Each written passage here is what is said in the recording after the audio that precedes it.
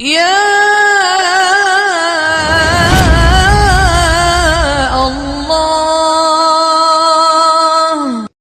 اسماعیل علیہ السلام کے انتقال کے بعد آپ کا جو سسرالی خاندان ہے جرہم، وہ مکے کا حکمران بنا. انہوں نے کوئی 2000 سال حکومت کی. پھر ان کے ظلم و ستم پر بنو خزاعہ نے ان کو نکالا اور وہاں اپنی حکومت قائم کی. تو دوسری صدی عیسوی تو عمرو بن حریث جرہمی نے زمزم کا کنواں بند کر دیا اور پتھر اکھاڑا حجر اسود اور زمزم کے کنویں میں ڈال دیا. اور ابراہیم علیہ السلام نے جو چھترا ذبح کیا تھا اس کے سینگ بیت اللہ میں لٹکے ہوئے تھے، وہ بھی اتار کے زمزم کے کنویں میں، اور پتھر اور باقی سامان اور اس کو بند کر کے برابر کر اس کا نشان مٹا دیا. 300 سال حکومت کی ہے بنو خزاعہ نے اور زمزم کا کنواں دریافت نہیں ہے. 300 سال. 440 میں قصی، 440 عیسوی میں قصی بن کلاب، اللہ تعالیٰ کے نبی کا کہ پردادے کا والد قصی، اس نے دوبارہ قریش کی حکومت قائم کی. جرہم سے خزاعہ نے چھینی، خزاعہ سے دوبارہ آپ کے پردادا کے والد قصی بن کلاب نے، ان کا اصل نام عامر تھا، تو انہوں نے دوبارہ قریش کی حکومت قائم کی. زمزم کا کنواں گم ہے. زمزم کے کنویں کا کسی کو کوئی پتہ نہیں. قصی کا بیٹا ہوا عبد مناف، وہ بڑے خوبصورت، ان کو بطحا کا چاند کہا جاتا تھا، قمر البطحا. ان کے 4 بیٹے تھے، ایک نوفل، ایک عبد شمس، ایک ہاشم، ایک مطلب، جن کو تاریخ نے یاد رکھا. 2 اور بھی تھے لیکن وہ صرف نام ہے، آگے ان کی کوئی تاریخ نہیں. ایک ابو عمرو، ایک ابو عبید. سب سے بڑے اس کے بیٹے عبد شمس تھے، لیکن عبد مناف کے انتقال کے بعد سب قوم نے متفقہ طور پر ہاشم کو سردار مانا. ہاشم سردار بنے، ہمارے نبی کے پردادا. ہاشم کی سرداری میں وہ ملک شام کے سفر پر ہیں. انہوں نے مدینہ میں شادی کی، بنو نجار میں، اور خود وہ چلے گئے آگے تجارت کے لیے شام. غزہ میں پہنچ کر ان کا انتقال ہو گیا. پیچھے اس عورت سے ایک لڑکا پیدا ہوا. اس لڑکے کے بال سفید تھے تو ماں نے اس کا نام شیبہ رکھا. قریش کی سرداری مطلب کو ملی. مطلب ہاشم کے بھائی مطلب، ان کو سرداری ملی. کسی کو نہیں پتا کہ ہاشم کا ایک بیٹا مدینہ میں ہے جو میرے نبی کا دادا بننے والا ہے. گزرا چند بچے تیر اندازی کر رہے تھے تو ایک بچے کا نشانہ سیدھا جا کے لگتا تھا، وہ گول جو آخری گول نشان ہوتا تھا اس کے اندر جا کے لگتا. وہ کہتا خذھا وانا ابن ہاشم، دیکھ میرا نشانہ، میں ہوں ہاشم کا بیٹا. تو اس آدمی نے جا کر مطلب کو بتایا کہ ایک بچہ میں نے دیکھا ہے جس کا نشانہ بے خطا تھا اور ہر تیر پہ کہتا تھا دیکھو میرا نشانہ، میں ہوں ہاشم کا بیٹا. تو مطلب کو اتنا پتا تھا کہ میرے بھائی نے ایک شادی مدینہ میں کی تھی، یہ نہیں پتا تھا کہ اس سے کوئی اولاد بھی ہوئی. تو انہوں نے اپنی اونٹنی کو تیار کیا اور مارا ماری کرتے ہوئے مدینہ پہنچے اور ان کی ماں سے ملے. بچے کو دیکھا تو ہاشم کے سارے آثار تھے. پتہ کیا ہاں ہاشم کا بیٹا ہے، تو کہا ہمیں دے دو. ماں نے کہا میری آنکھوں کا نور، میرا آخری سہارا، تمہیں دے کے میں زندگی کیسے گزاروں؟ کیسے دے دو، اس سے میں قریش کا سردار بناؤں گا، یہ بڑی شان والا ہوگا، تیرا ہی نام زندہ ہوگا. تو سرداری پر ماں نے بچے کے حوالے کر دی. اب یہ بچے کو لے کر مکہ میں داخل ہو رہے ہیں. بچے کے کپڑے میلے ہو چکے ہیں تو لوگ کہتے ہیں عبد المطلب، مطلب تیرا غلام ہے، نام اس بچے کا شیبہ ہے اور آگے چل کے اسی نام سے یہ مشہور ہونے والا ہے. لوگوں کی زبان سے نکلا عبد المطلب، مطلب تیرا غلام ہے. تو آگے انہوں نے کہا ہاں ہاں ہاں ہاں، بس اتنا کہتے گئے ہاں ہاں. یہ نہیں بتایا کہ میرا بھتیجا ہے، اور ان کی بات کا انکار بھی نہیں کیا. پھر ان کو گھر لے گئے، ان کو نہلا کر دھلا کر اچھے کپڑے پہنا کر پھر دارالندوہ میں لائے، جہاں یہ شرط تھی کہ اس میٹنگ میں صرف 40 سال کی عمر کو ٹچ کرنے والا اس میں داخل ہو سکتا تھا، اس سے نیچے والا اس مجلس میں بیٹھ نہیں سکتا تھا. تو اپنے بھتیجے کو لائے، کہا ابن ہاشم، یہ ہے ہاشم کا بیٹا. لیکن تاریخ نے ان کو عبد المطلب سے محفوظ کر لیا اور ان کا اپنا نام مٹ گیا اور وہ عبد المطلب کے نام سے مشہور ہو گئے. مطلب کی وفات کے بعد سرداری عبد المطلب کو ملتی ہے تو یہ خواب دیکھتے ہیں کہ برکت والا پانی تلاش کرو، برکت والا پانی نکالو. پھر دوسرے دن خواب دیکھتے ہیں برکت والا پانی نکالو. پھر تیسرے دن خواب دیکھتے ہیں برکت والا پانی نکالو.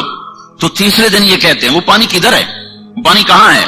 تو آواز آتی ہے کل تم حرم میں بیٹھنا، ایک کوا آئے گا، جہاں وہ 3 دفعہ ٹھونگ مارے وہاں وہ پانی ہوگا. تو عبد المطلب صبح جا کے حرم میں بیٹھ گئے دارن ندوہ ملتزم کے ساتھ. ایک کوا آیا جہاں زمزم کنواں، وہاں کے بیٹھا، ایک ٹھونگ ماری، پھر دوسری ماری، پھر تیسری ماری، پھر وہ اڑ گیا. تو عبد المطلب کا ایک بیٹا ہے اس وقت حارث، انہوں نے قریش کو جمع کیا، کہا یہاں وہ مبارک پانی ہے، میری مدد کرو ہم نکالیں. میں کہا کوئی نہیں، ایسے ہی سر پھوڑنا، پتھروں سے لڑنا کوئی آسان کام ہے؟ کچھ نہیں ہے. اس نے سب کی منتیں کی، کوئی نہیں مانا. تو دونوں باپ بیٹا مل کر کھودنے لگے. کھودنے میں آئی دقت، تو عبد المطلب کہنے لگے وہ بھی کوئی آدمی ہے جس کی اولاد نہ ہو. اس کو فخر سمجھا جاتا تھا، اولاد کی کثرت کو فخر سمجھا جاتا تھا. اور یہ آج بھی فخر ہے. یہ مغرب کی اندھی تہذیب نے کم بچے خوشحال گھرانہ، یہ بڑا عذاب ہے، بڑا عذاب ہے، بڑا عذاب ہے.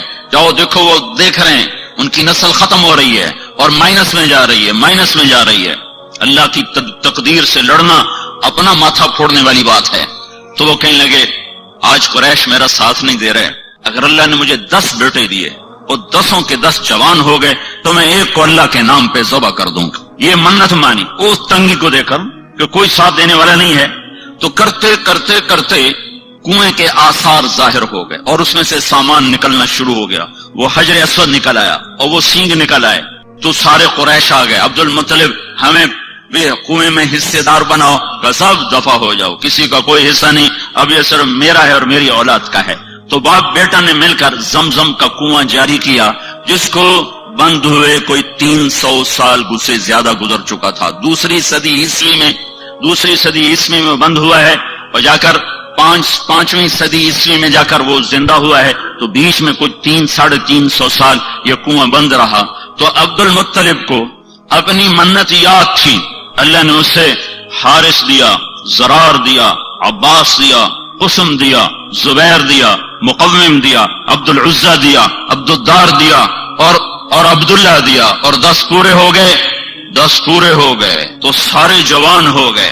تو اس نے سارے بچوں کو اکٹھا کیا حرم میں، کہا بیٹھو میں نے منت مانی تھی کہ اگر اللہ نے مجھے 10 بیٹے دیے اور 10 جوان ہو گئے تو میں ایک کو اللہ کے نام پہ قربان کروں گا، تم تیار ہو؟ تو 10 نے کہا ہم تیار ہیں. پھیر دے چھری، پھیر دے. ہماری اولاد ہماری جائز بات ماننے کو تیار نہیں ہے اور اس کی اتنی بڑی بات، ہاں تیار ہیں کرو. تو قرآن اندازی کے لیے حبل کا بت تھا، اس پہ تیر لٹکے ہوتے تھے ترکش میں، تو اس پر وہ فال نکالتے تھے. تو اس نے 10 بیٹوں کے نام لکھوائے تیروں پر اور پھر اس کو گھمایا، پھر وہ یوں حرکت دیتے تھے تو اس میں سے ایک تیر باہر نکلتا تھا. تو جو تیر جو نکلا تو اس پہ عبداللہ کا نام تھا، عبداللہ، محمد بن عبداللہ، عبداللہ. اور عبداللہ عبد المطلب کے سب سے محبوب بیٹے تھے، سب سے چہیتے بیٹے تھے اور سارے مکہ کی وادی میں سب سے حسین نوجوان تھے. ہر عورت تمنا کرتی تھی کہ میرا اس سے نکاح ہو جائے. تو عبداللہ کا نام نکلا. انہوں نے کہا یا ابت فعل، ابا کر، میں تیار ہوں، میری طرف سے کوئی اعتراض نہیں. تو جب اس کا ہاتھ پکڑا اور چھرا ہاتھ میں تو سارے مکے میں کوہرام مچ گئے. بہنوں نے آ کر 5 بیٹیاں تھیں، عروہ اور عاتقہ اور صفیہ اور عمیمہ، انہوں نے آ کے شور مچا دی کہ ہمارے سامنے ہمارا بھائی ذبح ہو، ہم یہ برداشت نہیں کر سکتے. قریش اکٹھے ہو گئے، یہ تم نے سنت جاری کر دی تو پیچھے کون اس کو زندہ رکھے گا، اور کیا یہ ظلم کی سنت ہے تم جاری کرنا چاہتے ہو؟ کہا یہ عرب سردار کا بول ہے، یہ پورا ہوگا. جب سارے پیچھے پڑ گئے تو پھر یہ فیصلہ ہوا، جیسے آج کل کے عدالتیں ہیں تو اس وقت کی عدالتیں تھی کاہن، نجومی. تو حجر میں ایک کاہنہ تھی قطبہ، کہ اس کے پاس مجھے لے چلو، وہ جو کہے گی میں وہ کروں گا. تو یہ سارا قبیلہ قریش حجر پہنچا، وہاں کاہنہ کے پاس پہنچا. تو اس نے پوچھا کہ تمہارے ہاں قتل کی قیمت کیا ہے، اگر کوئی بدلہ نہ لینا چاہے اور قیمت لے تو کتنی؟ کہا جی 10 اونٹ. کہ ایک تیر پہ لکھو 10 اونٹ اور دوسرے تیر پہ لکھو عبداللہ، اور جا کر وہاں اسے گھماؤ، جب تک عبداللہ کا نام نکلتا رہے اونٹ بڑھاتے جاؤ، 10 کے 20 کرو، 20 کے 30 کرو، 30 کے 40 کرو. جب اونٹوں کا نام نکلے تو عبداللہ کو چھوڑ دو اور جتنے اونٹ نکلے اتنے ذبح کر دو. یہ فیصلہ سن کر یہ سارا قافلہ واپس لوٹا ہے اور وہ حبل کے سامنے وہ تیروں کے اوپر ایک پہ لکھا گیا عبداللہ، ایک پہ لکھا گیا 10 اونٹ. جب گھمایا تیر باہر نکلا عبداللہ تو 20 ہو گئے، پھر گھمایا پھر نکلا عبداللہ تو 30 ہو گئے، پھر گھمایا پھر نکلا عبداللہ تو 40 ہو گئے، پھر گھمایا عبداللہ 50 ہو گئے، پھر نکالا عبداللہ تو 60 ہو گئے، پھر نکالا عبداللہ 70 ہو گئے، پھر نکالا عبداللہ 80 ہو گئے، پھر نکالا عبداللہ 90 ہو گئے، پھر نکالا عبداللہ 100 ہو گئے، پھر نکالا تو اونٹ نکلے 100 اونٹ. تو سارے قریش نے کہا الحمدللہ، بس ٹھیک ہے 100 اونٹ. عبد المطلب نے کہا نہیں نہیں نہیں، ایک دفعہ اور کرو. دوبارہ کیا تو پھر 100 اونٹ. پھر انہوں نے کہا نہیں نہیں، ایک دفعہ اور کرو. پھر 12 کیا تو 100 اونٹ. تو اس پر عبد المطلب نے 100 اونٹ ذبح کیے، اور یہ عبداللہ سارے عرب کی مشہور شخصیت بن گئی، اور ان سے شادی کی تمنا ہر خاندان میں پیدا ہوگی. یہ جنگل میں تھے کام کو گئے ہوئے، ان کو یہود نے پہچانا کہ یہ وہ آخری نبی کا باپ ہے، تو اس کو قتل کرنے کے لیے تلواریں نکالی. تو اچانک کچھ نورانی مخلوق ظاہر ہوئی، اور انہوں نے یہود کو دھکے مار ان کی آنکھیں نکل گئیں، اور وہ اندھے ہو کے ادھر گرے ادھر گرے. یہ منظر حضرت آمنہ کے والد وہب دیکھ رہے تھے، جنگل میں وہ لکڑیاں کاٹ رہے تھے. انہوں نے یہ منظر اپنی آنکھوں سے دیکھا. جب وہ واپس پہنچے تو انہوں نے اپنی بیوی سے ذکر کیا. انہوں نے فوراً عبد المطلب کو اپنی بیٹی کا پیغام بھیج دیا کہ اگر آپ چاہیں تو ہم اپنی بیٹی آمنہ آپ کے بیٹے کے نکاح میں دے سکتے ہیں. تو یہ بہت بڑی شادی ہوئی، اور مکے کی یادگار شادی تھی کہ ذبیح، اللہ کے نبی کہا کرتے تھے انا ابن الذبیحین، میں 2 ذبیح کا بیٹا ہوں. ایک میرا دادا اسماعیل، وہ بھی ذبح ہوتے ہوتے بچا. ایک میرا باپ عبداللہ، وہ بھی ذبح ہوتے ہوتے بچا. دونوں کو اللہ نے بچایا. تو یہ شادی ایک عظیم اور فقید المثال قسم کی شادی ہوئی کہ ایک عبداللہ کا چرچا، ایک عبد المطلب کی سرداری اور شہرت، اور ایک سارے خاندانوں کی تمنا اس سے شادی کرنے کی، اپنی بیٹیاں دینے کی. تو یہ ایک یادگار شادی تھی. اور عرب کا دستور تھا کہ شادی کے بعد لڑکا 3 دن سسرال میں رہتا تھا، پھر اپنی بیوی کو لے کر گھر آتا. ان 3 دن میں اللہ کے نبی کا حمل ٹھہر گیا، اور آ کر اپنی بیوی کے ساتھ کتنے دن رہے؟ 2 مہینے، صرف 2 مہینے. اور تجارتی قافلے کے ساتھ ملک شام کا سفر کیا ہے. واپس مدینہ پہنچے ہیں تو ان کے پردادا ہاشم کی بیوی وہیں کی ہیں، وہاں خاندان ہے، تو وہاں یہ بیمار ہوئے. تو سارا قافلہ کچھ دن منتظر رہا. پھر انہوں نے کہا جب تو ٹھیک ہو جائے تو آ جانا، ہم چلتے ہیں. قافلہ چلا. عبداللہ کا انتقال ہوا 25 سال کی عمر. حضرت عبداللہ دنیا سے گئے ہیں 25 سال کی عمر، اور نابغۃ الجعدی کے مکان میں ان کی تدفین ہوئی. جب یہ قافلہ پہنچا، عبد المطلب کا دل عبداللہ میں اٹکا ہوا تھا. جب قافلہ دیکھا، بیٹا نہیں دیکھا، کہا میرا بیٹا کہاں ہے؟ کہا وہ بیمار تھا. تو عبد المطلب نے اپنے بڑے بیٹے حارث کو بھیجا کہ جاؤ پتہ کرو عبداللہ کا کیا حال ہے. جب پہنچے تو آگے تربت تھی، عبداللہ نہیں تھا. انہوں نے کہا یہ عبداللہ ہے، مٹی تھی، خاک تھی. تو عبد المطلب نے آ کر بتایا، حارث نے آ کر بتایا کہ ابا عبداللہ کو اللہ نے اٹھا لیا ہے. اس پر حضرت آمنہ نے ایک مرثیہ کہا ہے، ان کی وفات پر کلیجہ نکال کے باہر پھینک دیا ہے. صرف 2 مہینے کی رفاقت ہے، اور پھر بیوگی ہے. ماں کے پیٹ میں 2 ماں کے ہیں. عبداللہ دنیا سے اٹھ گئے ہیں. اب عبد المطلب کی تمنا ہے کہ بیٹا پیدا ہوتا کہ میرے بچے کا نام رہ جائے، جو کہ نام باپ سے ہوتا ہے. تو سارا قریش منتیں مان رہا ہے، سارا عبد المطلب کا خاندان منتیں مان رہا ہے کہ بیٹا پیدا ہو، بیٹا پیدا.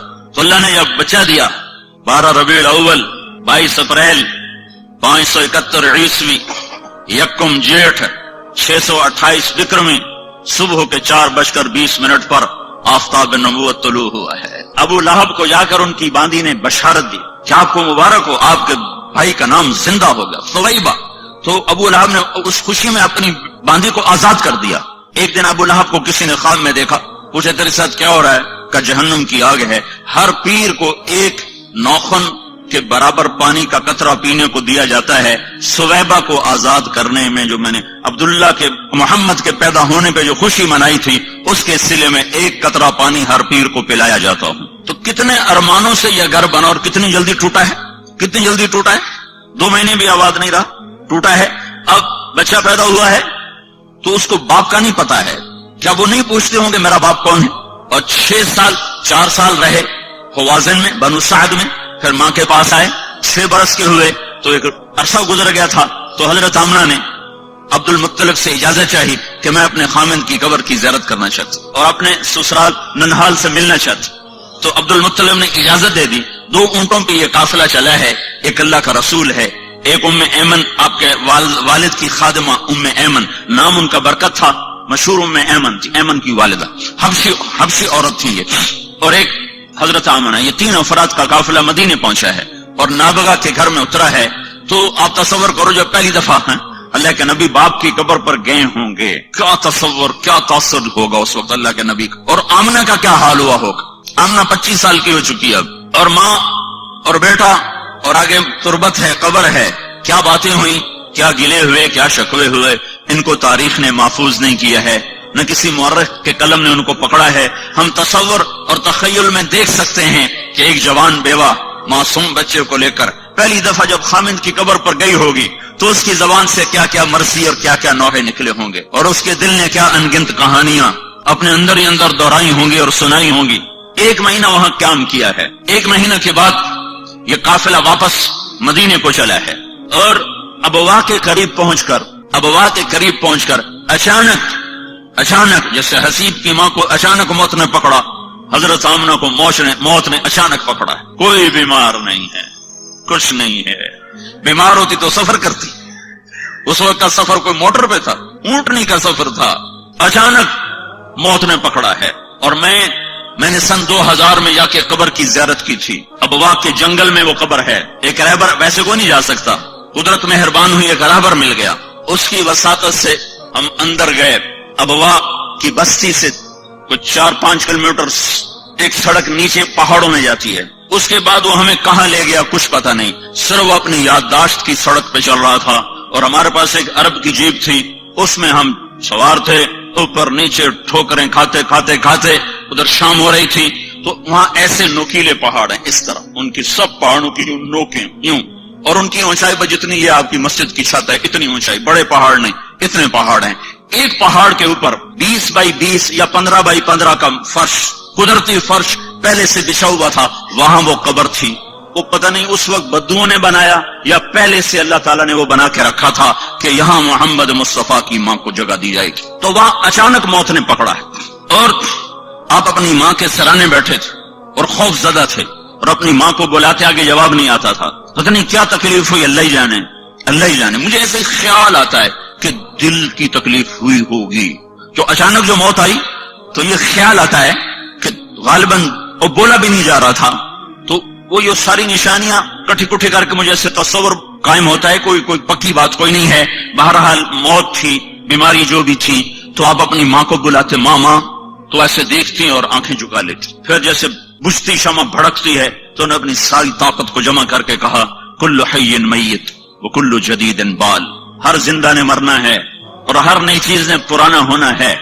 مجھے لگتا ہے میری موت آ چکی ہے، لیکن مجھے یقین ہے میرا نام باقی رہے گا کہ میں نے ایک ایسا بچہ چھوڑا ہے جو کائنات کو روشن کرے گا۔ اور یہ آخری کلمات تھے، اللہ کے نبی نے ماں کے سینے پہ سر رکھا ہے، اب تصور 6 سال کا بچہ ہے، کاش تم وہ جگہ دیکھتے۔ میں نے ہزاروں دفعہ یہ قصہ سنا ہے اور ہر دفعہ میں روتا ہوں۔ اب تو ویسے ہی موقع ایسا ہے کہ رونا آ رہا ہے، چاروں طرف وحشت ناک ویرانہ ہے۔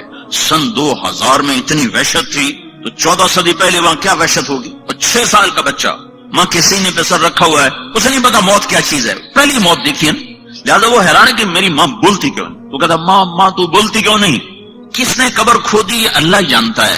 حضرت ام ایمن گئی ابوا یا کوئی وہاں سے گزرا، ان دونوں میں سے کوئی ایک بات ضرور ہوئی ہے۔ قبر کھودنے کے بعد جب نیچے اترے ہیں تو اللہ کے نبی نے دوڑ لگائی اور جا کے ماں کی قبر پر لیٹ گئے۔ ام ایمن پہنچ گئے تو اللہ کا نبی کیا کہہ رہا تھا، ماں تم میرے ساتھ چلتی کیوں نہیں، تمہیں نہیں پتا تیرے سوا میرا دنیا میں کوئی نہیں ہے، تو میرے ساتھ کیوں نہیں چلتی، اما تدرین لیس لی احد سواک، تیرے سوا میرا کوئی نہیں ہے۔ تو ام ایمن نے اس حال میں اٹھایا ہے، وہ کہتے تھے میں نہیں جاؤں گا، اپنی ماں کی قبر کو پکڑ لیا کہ میری ماں چلی گئی تو میں جاؤں گا۔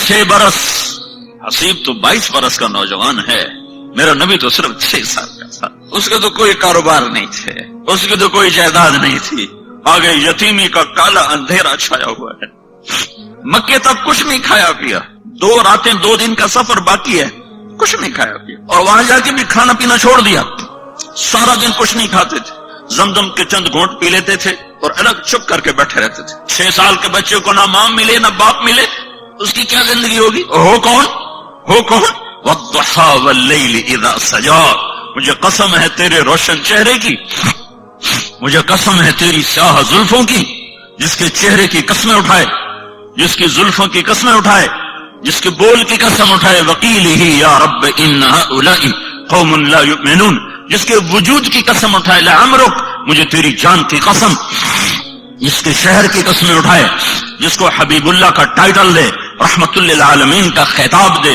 شاہد اور مبشر اور نذیر اور داعی اللہ اور سراج منیر اور مزمل اور مدثر اور طٰہٰ اور یاسین اور محمد اور احمد اور ماہی اور حاشر اور عاقب اور فاتح اور خاتم، ابو القاسم اور طٰہٰ اور یاسین، اتنے خوبصورت نام جس کو دے رہا ہو، اور اس کے لیے تو سونے کے گھر ہوتے اور براق کی سواریاں ہوتی، ماں باپ سر پہ سایہ کیے ہوئے ہوتے، 6 سال کی عمر میں اٹھایا ہے، بوڑھا 102 سال کا دادا، 102 سال کی عمر، جب انہوں نے دیکھا اپنے پوتے کے آنسو تو ان کا سینہ غم سے پھٹ گیا۔ انہوں نے 24 گھنٹے کے لیے آپ کو ساتھ رکھا، لیکن آپ کا کھانا پینا چھوٹ گیا تھا، سوائے زمزم کے پانی کے کئی دن کچھ نہیں کھاتا۔ دادے کا آسرا ملا ہے تو 2 سال بعد اللہ نے کہا تو بھی واپس آ جا، تینوں نہیں ران دے، 2 سال بعد اس کو بھی اٹھا لیا ہے۔ تو میرے نبی نے کہا مجھے یاد ہے میں 8 سال کی عمر میں اپنے دادا کے جنازے کے ساتھ روتا ہوا جا رہا تھا، ابو طالب نے سنبھالا، لیکن ابو طالب غریب تھے، روٹی پوری نہیں کر سکتے تھے۔ آتا ہے کہ آپ بکریاں چرا کے شام کو آ رہے تھے، ننگے پاؤں تھے، ننگے سر تھے، جوتا بھی نہیں تھا پہننے کو۔ مجھے مکے میں ننگے پاؤں چل کے دکھاؤ، تمہارے آبلے نہ پڑ جائیں تو تمہارا نبی 8 سال کی عمر میں ننگے پاؤں اس کے صحراؤں میں سارا دن بکریاں چراتا تھا کہ چند سکے ملیں گے جس سے میری روٹی چلی، کہ چچا غریب ہے۔ ویسے وہ سب کچھ قربان کر دیا ابو طالب نے، پر تھا ہی کچھ نہیں، شرافت تھی، رزق نہیں تھا، تو سارا دن آپ بکریاں چراتے تھے، اور شام کو 8 سال کے بچے کھیلتے تھے، اور تمہارا نبی بکریوں کے پیچھے ہوتا تھا کہ کچھ سکے ملیں گے جس سے میرے چچا کا بھی اور میرا بھی گزارا ہوگا۔ آخری حج کا سفر شروع ہوا ہے، آپ زندگی کے آخری ایام میں ہیں، 63 سال عمر ہو چکی ہے۔ 6 سال کی عمر میں ماں کو اللہ تعالیٰ نے اٹھایا تھا۔ اس واقعے کو 57 سال گزر چکے ہیں، 57 سال۔ اور جب آپ کا قافلہ حج کا نکلا ہے مدینہ سے، تو آپ نے رخ وہ لیا جس میں ابوا راستے میں پڑتا ہے، اور پھر آپ نے کوئی 70-80 ہزار کا یہ قافلہ بن چکا تھا، مکہ جاتے جاتے 1 لاکھ ہو گیا، عرفات جاتے جاتے 1.25 لاکھ ہو گیا، 70-80 ہزار کا قافلہ ہے۔ اس کو ابوا ایک وادی ہے جہاں ایک بستی ہے، جب سب سے پہلے ہم وہاں اس وادی میں گئے، وہاں کوئی رہبر نہ ملا، ایک پیٹرول پمپ پہ اللہ نے ایک رہبر ملا دیا، تو قافلے اس وادی میں ٹھہرتے تھے۔ اللہ کے نبی نے وہ قافلہ وادی میں نہیں ٹھہرایا، اپنی ماں کی قبر کے گرد وہ قافلہ ٹھہرایا ہے، حج کا قافلہ۔ اور وہاں ٹھہرنے کی کوئی جگہ نہیں، میں آنکھوں سے دیکھ کے بتا رہا ہوں، وہاں 7 آدمی نہیں سوکھے رہ سکتے، 70,000 کو وہاں اتارا، کہ ایتھے خیمے لا چھڑو، کھبے سے جدے راہ ملدے نے لے جاؤ، جتو راہ لبدنے رہ لو۔ وہاں سارے الٹے سیدھے ٹیڑے میڑے خیمے لگے، اور تمہارے نبی نے اپنا خیمہ ماں کی قبر کے قریب لگایا، پھر وہاں سے نکلے اور ماں کی قبر پر یوں گھٹنے اٹھائے اور دونوں ہاتھ رکھے اور یوں سر اپنے گھٹنوں پہ رکھا، اور کئی گھنٹے سرہانے بیٹھ کے ایسے روئے جیسے اس وقت روئے تھے۔ اس لیے میرے نبی نے فرمایا جب تم پر صدمے آئیں تو میرے غم یاد کرنا، تمہارے اپنے غم ہلکے ہو جائیں گے، تمہارے غم چھوٹے تمہیں نظر آئیں گے، میرے غم سنو گے تو تمہیں اپنے غم چھوٹے نظر آئیں گے، میری تکلیفیں سنو گے تو تمہیں اپنی تکلیفیں چھوٹی نظر آئیں گی۔